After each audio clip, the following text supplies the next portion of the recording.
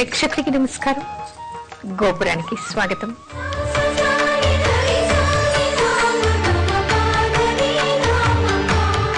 మాధవేశ్వరి శక్తిపీఠ ప్రాదుర్భావం ఏ విధంగా జరిగింది?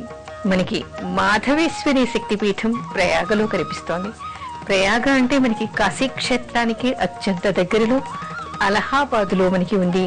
ఇది గంగా యమున త్రివేణి సంగమ స్థలిలో మనకి కనిపిస్తుంది.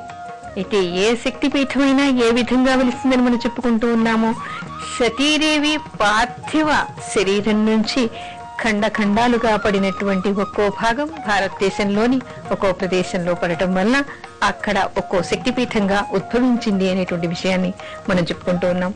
అదేవిధంగా సతీదేవి చేతి వేళ్లు ఇక్కడ పడ్డాయిట. అలా పడటం వల్ల ఇక్కడ ఆవిడ ఒక మాధవేశ్వరి అనేటువంటి శక్తిపీఠంగా నిలిచింది అనేటువంటి విషయాన్ని చెప్తారు. అయితే ఈ ప్రదేశానికి ఉన్నటువంటి ప్రాముఖ్యతను తెలుపుతూ, అంటే ఈవిడ నిలవడానికి ఇక్కడ ఉన్నటువంటి చారిత్రక కానీ పౌరాణికంగా కానీ మనకి కథలుగా కాకుండా ఇక్కడ ఉన్నటువంటి అమృత తుల్యతను తెలిపేటువంటి పౌరాణిక కథలు మనకి కనిపిస్తూ ఉన్నాయి. అదేమిటంటే ఆ కథలు కూడా మనకి 2-3 రకాలుగా కనిపిస్తూ ఉన్నాయి.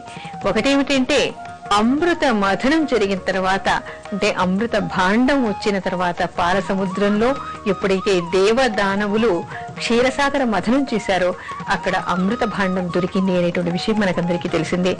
అలాంటి అమృత భాండం వచ్చిన తర్వాత దేవదానవులంతా కూడా మాకు మాకు అని కొట్లాడుకుంటున్నటువంటి సమయంలో విష్ణుమూర్తి మోహిని అవతారం ఎత్తి అందరికీ అక్కడ అమృతాన్ని, అంటే దేవతలందరికీ అక్కడ అమృతాన్ని పంచాడు అనేటువంటి విషయాన్ని చెప్తారు. ఆ తర్వాత ఆయన అక్కడ అమృత భాండాన్ని వదిలేసిపోయిన తర్వాత ఇంద్రుడి పుత్రుడు ఆ అమృత భాండాన్ని పట్టుకుని పరిగెత్తాడు అని, 4 క్షేత్రాల్లో ఆగాడని, అదే ప్రయాగ, హరిద్వారు, మరికొన్ని క్షేత్రాలుగా చెప్పబడింది.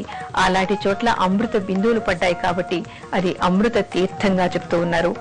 మరికొన్ని కథనాలు ఏమిటంటే అక్కడ అమృత భాండాన్ని అక్కడ పెట్టిన తర్వాత బృహస్పతి ముందు చూపు గలవాడై ఇది రాక్షసులకి ఎక్కడ దక్కుతుందో అనేటువంటి బుద్ధితో ఆయన ఈ అమృత భాండాన్ని తీసుకువెడుతున్నటువంటి సమయంలో ఇక్కడ ప్రయాగలో కూడా 4 చుక్కల అమృతం చిందింది కాబట్టి ఇది అమృత క్షేత్రం అనేటువంటి మరో కథనం కనిపిస్తోంది. అంతేకాకుండా పురాణాల్లో మనకి విశిష్టమైనటువంటి మరో కథ కూడా ఉంది. దక్ష ప్రజాపతికి ఉన్నటువంటి పుత్రికల్లో 13 కశ్యపుడికి ఇచ్చి వివాహం చేశాడు అనేటువంటి విషయం మనకి పురాణాల్లో తెలుస్తోంది. వారిలో ఈ 13లో వెనుత, కద్రువ అనేటువంటి 2 భార్యలు కూడా ఆయనకి ఉండేవాళ్ళు. వాళ్ళిద్దరికీ ఒకసారి పోటీ పడినప్పుడు ఒకసారి ఈ కద్రువ పోటీ పడి మోసం చేసి తన సవతిని తనకి సేవకురాలుగా చేసుకుంది. ఆ తర్వాత కద్రువకేమో ఇక్కడ 100 మంది పుత్రులు కలిగారు. వాళ్ళేమో నాగజాతికి చెందినటువంటి వాళ్ళు. ఆ తర్వాత వినుతకేమో 2 కుమారులు కలిగారు. వారిలో చివరివాడు గరుత్మంతుడు, పెద్దవాడు అరుణుడు. అయితే తల్లికి దాస్య విమోచనం చేయటానికి ఏం కావాలి అని అడిగితే నా పిల్లలకి అమృతాన్ని తాగించాలి అనేటువంటి కోరిక సవతి తల్లి కోరుతుంది. అప్పుడు గరుత్మంతుడు స్వర్గానికి వెళ్లి అమృత భాండాన్ని తీసుకొచ్చి అక్కడ పెట్టి తల్లికి దాస్య విమోచనం చేసి ఆ వెంటనే నాగజాతి వాళ్ళెవరూ కూడా ఆ అమృతాన్ని స్వీకరించకుండానే అమృత భాండాన్ని అతను తిరిగి స్వర్గలోకానికి తీసుకువెళ్ళాట.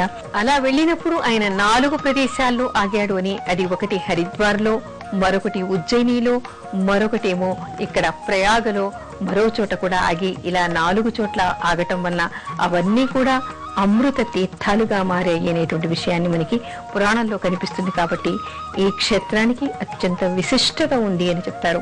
అంటే గంగా యమున సంగమస్థలి అంతర్వాహినిగా ఇక్కడ సరస్వతి ఉంది. ఈ తీరంలో మాధవేశ్వరి వెలిసింది కాబట్టి ఇక్కడ ఎవరు అమ్మవారిని కొలిచినా కూడా వాళ్ళందరికీ కూడా వాళ్ళ కోరికలు నెరవేరుతాయని, తప్పనిసరిగా ఈ క్షేత్రాన్ని దర్శించాలి అనేటువంటి విశేషాన్ని మనకి పురాణాల్లో కనిపిస్తోంది.